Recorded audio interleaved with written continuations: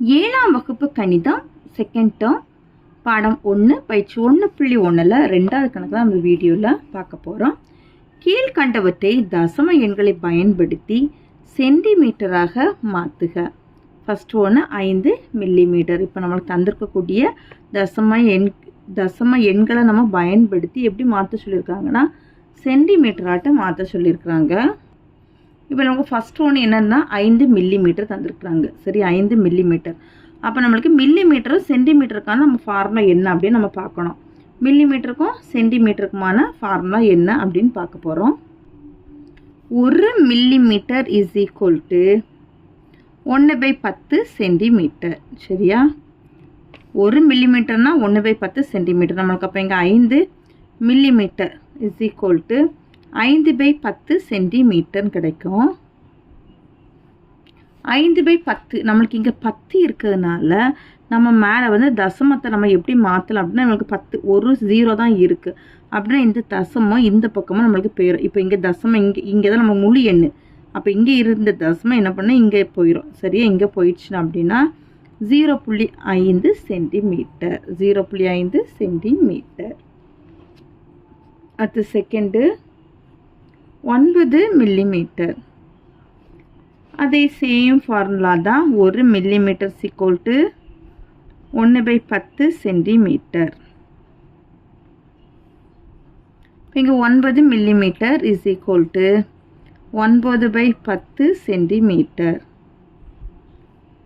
இப்போ நம்மளுக்கு ஆன்சர் அதே போல் நம்ம எப்படி எழுதணும்? 0.9 சென்டிமீட்டர்.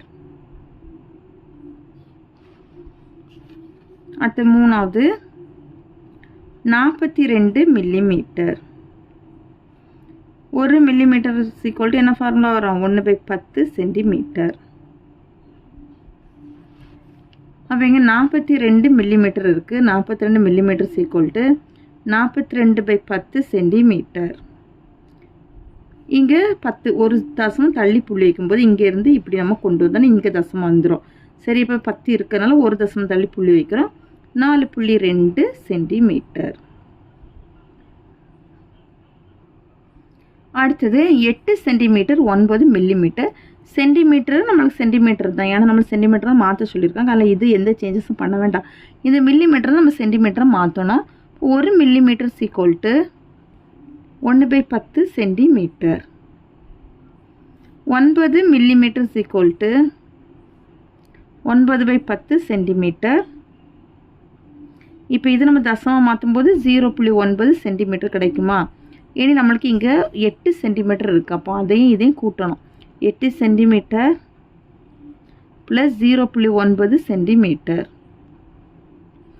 8ஐயும் 0.9ஐயும் கூட்டும்போது 8.9 சென்டிமீட்டர்.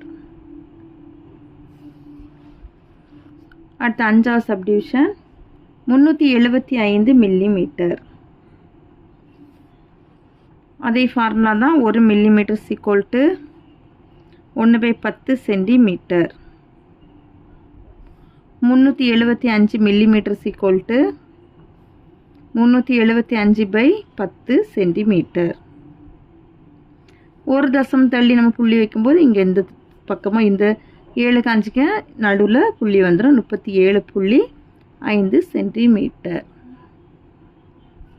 அவ்வளோதான் இந்த கணக்கு. தேங்க்யூ.